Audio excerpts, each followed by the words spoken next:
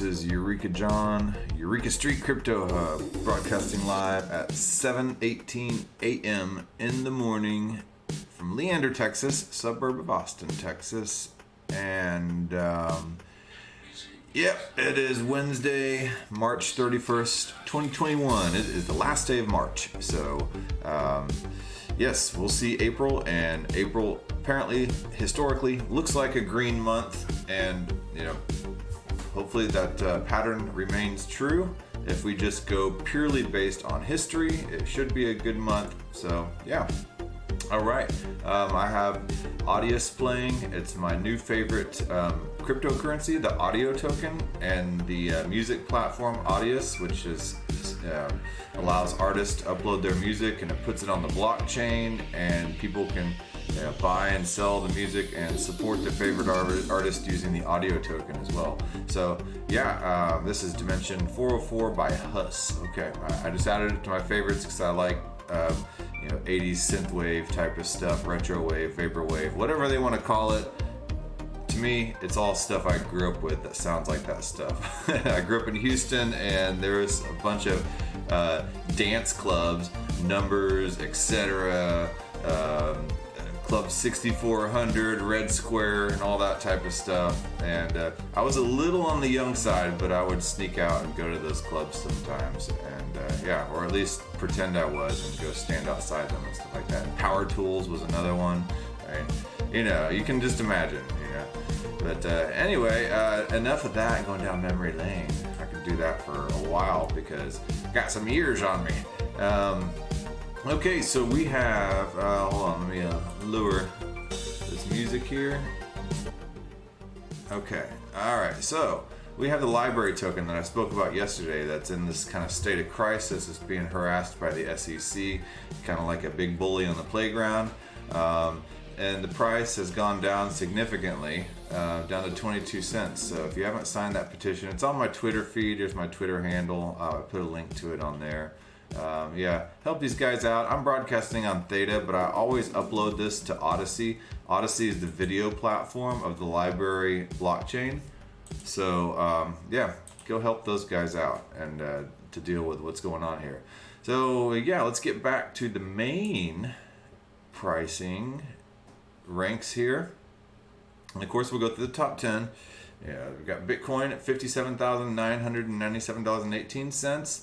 Ethereum down 1.8%. Ethereum at 1810.82, down 1.7% in the past day. BNB's at third place, still sitting there from yesterday. Tether still near $1, 0.999, because it's a stable coin, and people use Tether as the most popular stable coin to trade in and out of cryptocurrencies.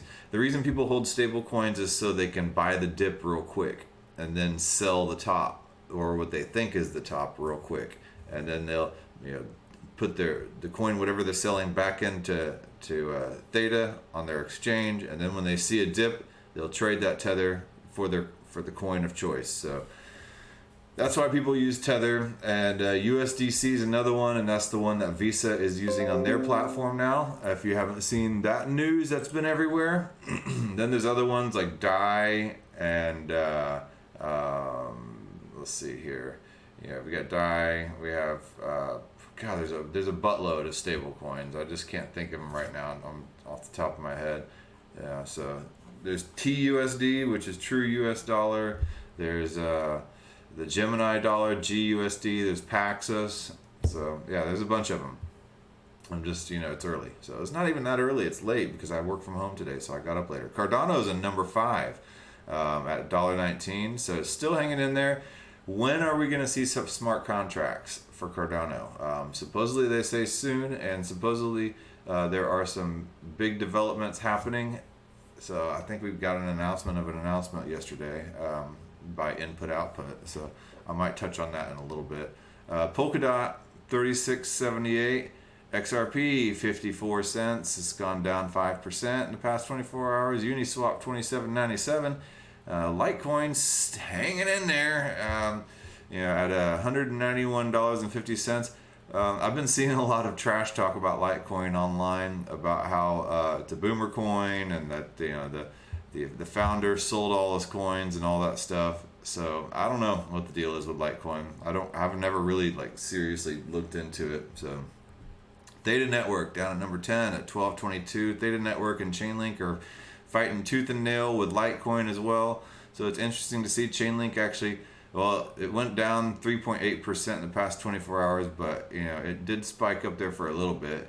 And then USDC, of course, is a stable coin. Filecoin has been on fire lately. Don't really know why, honestly, but Filecoin is a decentralized file sharing service.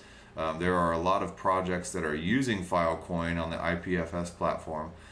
So we'll see. Bitcoin Cash out now. Stellar, okay. Terra Luna has also been kind of hanging around here. I still need to figure out exactly what all that does. All right, so crypto.com is what Visa was using to transact the USDC via Circle to Anchorage custody. So we'll see what happens with crypto.com here, and if they remain a partner, and if Visa will be using the CRO chain for their transactions. If they do, crypto.com will be definitely a coin to watch and something that could possibly go to the moon. So and as we scroll down here, I have some others that I'm interested in. Zilliqa as well, 17 cents, and it's gone down a little bit, but 17 cents it's good that it's remained right around there, and it got up to yesterday, I believe, around 18 or 19 cents. Celsius Network 462. Okay, all right, so pretty good. All right, so let's get over here to the Bittorrent token as well, BTT. Take a look at this one. This one has been doing very well. I got myself a nice bag of Bittorrent a few days ago at 0.003. Now it's at 0.005. It's gone up 34.4%. It's got, in this past year, it's gone up 2,245.4%. This is the Bittorrent that you probably used in college to download files and videos and stuff like that, and music. They are on the blockchain now, and they are doing some pretty crazy things. They are on the Tron blockchain, which kind of surprised me. Had a bad taste about Tron for a while. I don't know. Maybe they're doing stuff. So I'm not gonna dog on something forever. Everything deserves a little second look. So God forbid. Yeah. But anyway, today I'm going to be talking about the stock to flow model. You see stock to flow model in the news. Every time something happens in the news, or somebody adopts a new project or something, a product, or is buying into Bitcoin, you see stock to flow. And it's a model that is used to value Bitcoin. And if you see this type of rainbow type of graph like this, or something like this is usually the stock to flow model. And I actually did take some notes on this. So this is the actual stock to flow model blog by Plan B is how it started, and modeling Bitcoin value with scarcity. So let's talk about the definition of stock to flow model. So let's see here. The bank BNY Mellon is the oldest bank in the United States, right? They did a report that takes a Bitcoin valuation analysis, and they heavily used the stock to flow model to do this. So this is huge because it is a well-established bank. It's old money, and and they are recognizing not only Bitcoin, but the stock to flow model and the stock to flow cross asset model, and a piece by Nick Carter titled Visions of Bitcoin. Not the Nick Carter, I believe it's the Backstreet Boys, but a different Nick Carter. So just in case you got confused. So yeah, the bank in New York Mellon is using that, and so are a plethora of others. If you look at the hashtag of stock to flow on Twitter, let's just take a quick look. We will see here I wanted to look at this because not necessarily that I wanted to become a professional in stock to flow, but just because I see it everywhere, and I think it's important to kind of at least look into something that's all over the news, so you can kind of halfway understand the news. I'm kind of a jackass of all trades, and I like to know a little about a lot, and in order to at least kind of keep up and know what's going on, in my halfway type of way. So look, hashtag stock to flow. A drop in stock to flow ratio was the reason for every form of money that lost its monetary role. The drop in stock to flow ratio has been the same for every form of money that has lost its monetary role up to the recent collapse of the Venezuelan dollar, Bitcoin market price. Stock to flow, if history is any indication, 200,000 Bitcoin is coming in 2021. So this is for Bitcoin magazine. I mean, all these models are using stock to flow ratio to try to predict the price. Stock to flow, how Bitcoin could hit 400,000 by 2025. Another Bitcoin magazine article. If Bitcoin stock to flow price model doesn't seem to account for 20,000 inflation that the Burr machine makes. Obviously, Bitcoin stock to flow is fixed, but the price model is not. So there's some criticism on it. And what else do we have here? Oh, in French, le bourrin est loin de se terminer. Bitcoin n'a même pas encore rejoint son stock to flow. La question se posera une fois qu'on aura dépassé des 5 million? No, I don't know, man. My French has gone down the drain in the past few years because I haven't used it. Okay, so yeah. So everybody is using the stock to flow. I don't know whatever language this is, probably German, but you never know. Some of the maybe Danish. Yeah. So yeah, as you can see, stock to flow. There's just everything. All these models are basing themselves off of stock to flow. So it is important to at least get the basic. Okay. So all right. So let's see here. I did copy and paste some text I thought was relevant.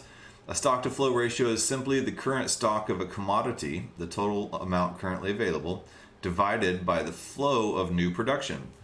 So you have the current stock and you have the incoming flow. And the faster the incoming flow, it does something to the value, right? So if you can't get rid of the outgoing stock. So commodities such as gold have the largest stock to flow ratios, over 50, meaning that it would take over 50 years of gold production to get to the current gold stock. Bitcoin has a current stock to flow ratio in the 20s. Common stock to flow linear models extrapolate a price based on the increasing stock to flow ratio from halving to eventually reach gold's market cap. Okay, so let's take a look back here at one of these articles. Okay, here's the original Plan B article, modeling Bitcoin value with scarcity. Let's see here. Where is his definition? Okay, Nick Szabo has a more useful definition of scarcity: unforgeable costliness. I thought that was pretty cool. Dictionaries define scarcity as a situation in which something is not easy to find or get and the lack of something. What do antiques, time, and gold have in common? They're costly. They due either to their original cost or the improbability of their history, and it is difficult to spoof this costliness. There are some items involved with implementing unforgeable costliness on a computer. If such problems can be overcome, we can achieve BitGold. And precious metals, and Nick Szabo is one of the candidates that people say could possibly be Satoshi Nakamoto. There's a list of like 11 different candidates, but I believe he is one of them. Precious metals and collectibles have an unforgeable security due to the costliness of their creation. This once provided money the value of which was largely independent of any trusted third party. But you can't pay online with metal, thus it would be very nice if there were a protocol whereby unforgeable costly bits could be created online with minimal dependence on trusted third parties, and then securely stored, transferred, and assayed with similar minimal trust. BitGold. Bitcoin has unforgeable costliness because it costs a lot of electricity to produce new bitcoins. Producing bitcoins cannot be easily faked. Note that this is different for fiat money and also for altcoins that have no supply cap, have no proof of work, have low hash rate, or have a small group of people or companies that can influence supply, etc. Safadine Ammous talks about scarcity in terms of stock to flow ratio. He explains why gold and Bitcoin are different from consumable commodities like copper, zinc, nickel, and brass because they have high stock to flow. So he says basically for any consumable commodity, doubling of output will dwarf any existing stockpiles, bring the price crashing down and hurting the holders. For gold, a price spike that causes a doubling of annual production will be insignificant, increasing stockpiles by 3% rather than by 1%. So, yeah, let me find that note that I was looking for. Okay. So, yeah, Safadine Ammous, he's also a really smart guy and wrote the book. What was that book? Let me find it here. I can't remember the name of his book. It's on the tip of my tongue. Okay, anyway, it goes on down here and it talks about the value of stock to flow. And here is the model, why Bitcoin has value and scarcity. So let's take a look at some other notes over here. And okay, so let's see here. Okay, so if you were another possible valuation model is the stock to flow cross asset model. The natural evolution for stock to flow ratio was to apply it to a cross asset valuation framework in relation to gold and silver. In this model, the role of Bitcoin evolves from a proof of concept in the late 2000s to its current role as a counter fiat uncorrelated asset. And what do I mean by that? Let me get back over here and let me get over to this paper. And right here. Okay, this is the actual BNY Mellon paper. And you scroll down here and you can see the cross asset model. There's the valuation of gold, and here it is, a cluster of proof of concept. There's payments, and then here is the e-gold, and then here it is as a financial asset, and then here's silver, and then up here is gold, and this is where it is achieving to be. Hey Dell, how's it going? Thanks for logging on. Let me give you a little something here. I'm talking about the most exciting topic today, stock to flow. To me, this is like absolutely boring stuff, but I think it's essential to at least try to get a semi bit of understanding here. Here it is, another possible valuation model is the stock to flow cross asset model. The natural evolution for the stock to flow ratio was to apply it to a cross asset valuation framework in relation to gold and silver. In this model, the role of Bitcoin evolves from a proof of concept in the late 2000s to Bitcoin's current role as a counter-fiat uncorrelated asset. And as you can see here, back in 2009, the majority of Bitcoin was a proof of concept, eCash, and then it slowly, a lot of it grew, and back then it was proof of concept. It was, let's see here, censorship-resistant e-gold and a cheap payment network. Well, the use of cheap payment network has gone down considerably, and then as of 2018 it went up a little bit. This only goes to 2018, so it's outdated. But the majority of Bitcoin's use back then is censorship-resistant e-gold, along with reserve currency for crypto. I believe we'll see this yellow part grow quite a bit, actually, as of 2021. And then here's the Bitcoin stock-to-flow cross-asset model. Okay. So yeah, this is just some of the basics on it. Let me go back over here to my notes. Okay, so let me put this note on here, and we put it up in there. Okay, so this comes from the Plan B paper. All right, let me go to the Plan B paper. Sorry, guys. All right, this is the stock to flow model right here. The first scatter plot of stock to flow versus market value shows us that it is better to use logarithmic values or access or market value because it spans 8 orders of magnitude from 10,000 to 100 billion. Using logarithmic values or access or stock to flow as reveals a nice linear relationship between stock to flow and in stock to flow and in market value. Okay, so as you can see here, it goes up and there's the halvings every 4 years. And then now it's going closer to gold. Let me find a better graph for this. Oh, Lordy. Here it is. Okay. Bitcoin and number of blocks per month. This is the number of blocks it finds, and as you can see right around the halving here, it spikes after the halving, and then the halving happens, and then it drops back down, and it cools off, and then it gets more and more and more and more, and then it has its peak after the halving. And what the halving does, it cuts the reward in half that the Bitcoin miners get. So the flow is cut back, and then here we are. There's a halving, and then it comes back up, and it peaks again, and then we have the halving. And that was in around 2020 apparently. This kind of looks off to me, so I'll have to look again at that. But yeah, so there are a lot of other analyses of it, and this one here on Hacker Noon does a particular analysis that looks at not just the stock to flow model, but the deviations from the stock to flow model to try to predict price. And, all these people are trying to predict price. I don't try to predict price. I invest in tokens based on its fundamentals and based on its ideology. I'm not one of these TA guys, and I definitely don't try to predict this stuff, but I do want to at least know about it. So here's Introduction Stock to Flow Model. This does a pretty good job of explaining it better than I have already. So every 4 years, a fundamental change occurs in the Bitcoin protocol that affects the amount of Bitcoin created every 10 minutes or so. This event is called the Bitcoin halving. The Bitcoin halving tends to act as a major catalyst for exponential Bitcoin price increases. That is in part due to the scarcity that the halving event provokes. Scarcity enhances value. And the stock to flow model created by Plan B quantifies the scarcity of Bitcoin. When Bitcoin halving event takes place, it affects the stock to flow of Bitcoin and inevitably its price as well. So this is the stock to flow model per the halving.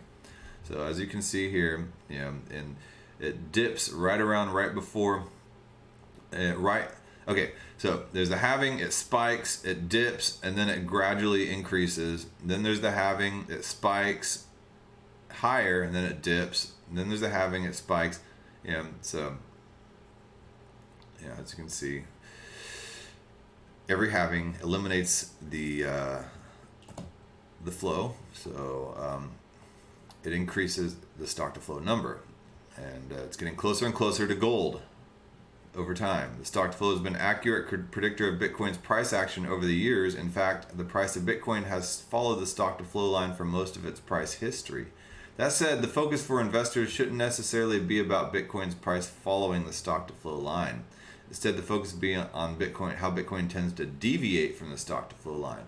So basically, he goes down through all the spikes and after the halvings, and he looks by how much it all deviated right there, and he's trying to present an analysis in which you can look at the deviations during each spike from what the stock to flow line model should be theoretically, and then from that he's basically trying to calculate the deviations by percentage, and then using that to possibly predict the next spike of where this next spike should be coming right up, maybe later this year or next year, because right now we're fairly early in the halving phase, and right here we are on number 6, and we should be spiking about up here apparently according to the current model, and then it should probably drop back down to about there.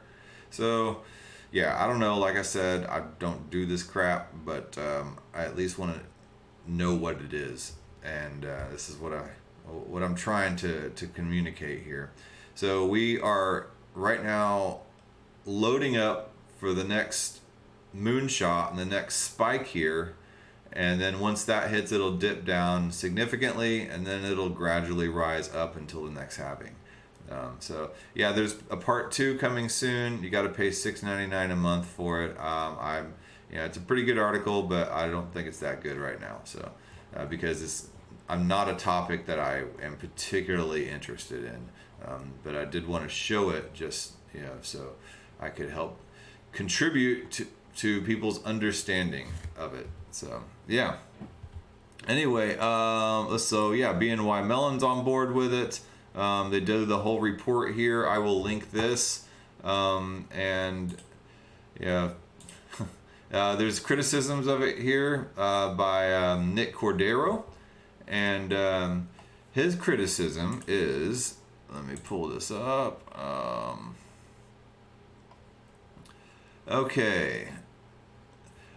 He says, upon reflection, few would take seriously the idea that gold's US dollar price is a function of its own supply rate, therefore so is Bitcoin's. Yet the supposed mathematical precision presented in the paper has resulted in the stock-to-flow model continuing to be heavily promoted in both the retail and professional investment channels.